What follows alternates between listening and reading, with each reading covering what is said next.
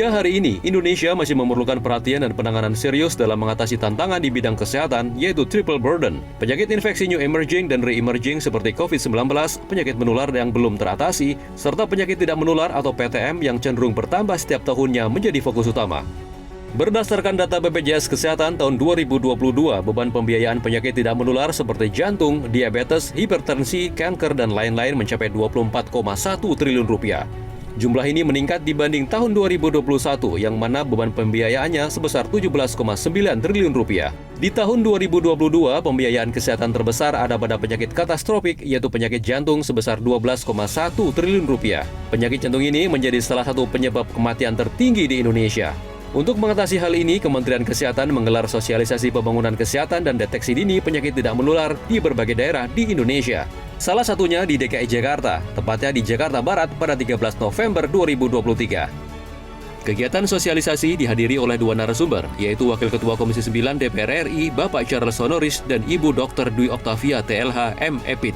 Tentunya dengan adanya sosialisasi ini yang diadakan oleh Kementerian Kesehatan, masyarakat bisa membiasakan hidup sehat ya, membiasakan cek kesehatan secara rutin, membiasakan konsumsi makanan dengan baik ya, tidak mengkonsumsi garam, gula, dan lemak secara berlebihan, dan rajin berolahraga, dan anjuran-anjuran lainnya ya yang diikuti sehingga ke depan generasi muda Indonesia bisa terbiasa dengan kebiasaan hidup sehat ini.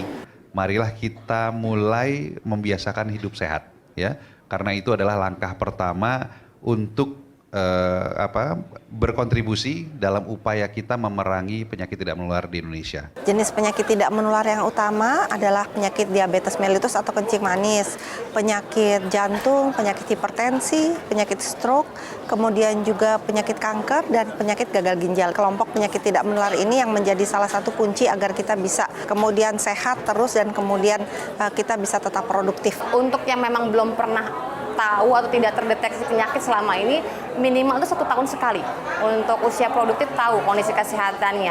Tapi untuk yang memang memiliki kesehatan atau penyakit kesehatannya ya nanti akan dirutinkan setiap bulan sekali untuk kontrol tekanan darah ataupun diabetesnya. Karena menghadiri acara inilah saya jadi bisa tahu bahaya-bahaya penyakit tersebut, berikut juga pencegahan-pencegahannya dan tindak lanjut selanjutnya.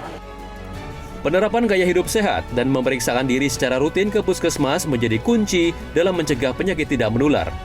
Karena itu, diperlukan upaya kolaboratif antara pemerintah, DPR, dan semua pihak termasuk partisipasi masyarakat untuk pembangunan kesehatan masyarakat Indonesia.